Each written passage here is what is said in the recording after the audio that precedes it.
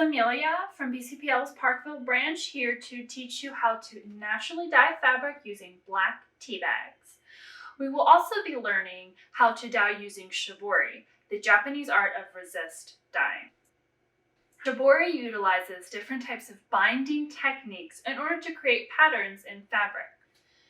This method came to Japan from China around the 8th century and is derived from the word shiboru, meaning to wring, squeeze, or press. Now, usually shibori is done with indigo dye, a blue plant dye important to Japan, but today we're just going to be using black tea bags, and then we're also going to be learning how to do the niamaki technique, which is when small objects like rocks or small pebbles are bound into fabric using string to create a circular pattern.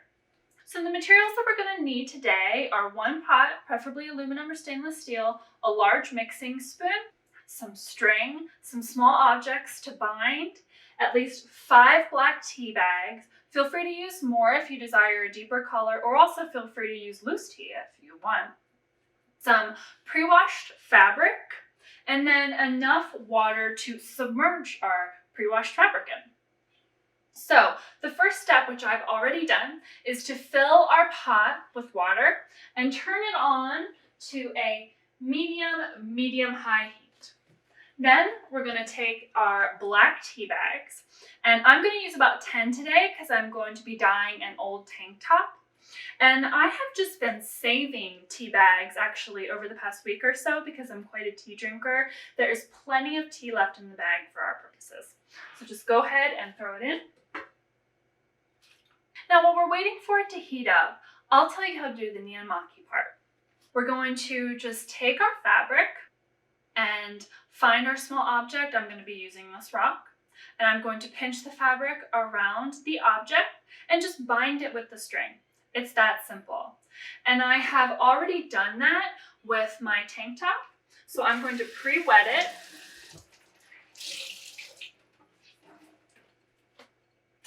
And then throw it in our dye bag. Give it a good little stir.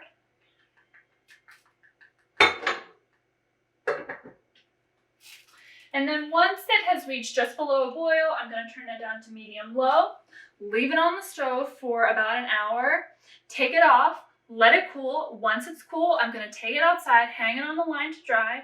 Once it's dry there, I'm going to unbind my objects, and then I'm going to wash it with some soap and water to remove any excess tea. And then I'm going to hang it to dry a second time, and after that, I have a beautifully dyed new tank top. I actually have on a shirt that I have dyed using the niamaki technique with black tea. So as you can see, there's like these small circular patterns. I have them on the back too. There's like a larger one on the back. So I'm happy with how I came out. Natural dyes are a great way to revitalize old clothing so they don't end up in like a landfill somewhere. Plus it feels like you're like getting new clothes. So behind me, as you can see, I have another tank top. I've dyed this with black tea. It's just plain. I have some muslin and some antique linens. Did some shibori there again. So I love this fawn color. It's totally one of my favorite dyes. So before I go, I wanted to give you some books that BCPL has in our collection that feature recipes and projects using natural dyes. So the first one is called The Modern Natural Dyer by Kristen Vijar. The second is The Natural Colors Cookbook by Maggie Pate. The third is The Wild Dyer by Abigail Booth. And then the final, if you're interested in learning more about shibori and some other projects to do with it, Simply Shibori by Fiona Fagan.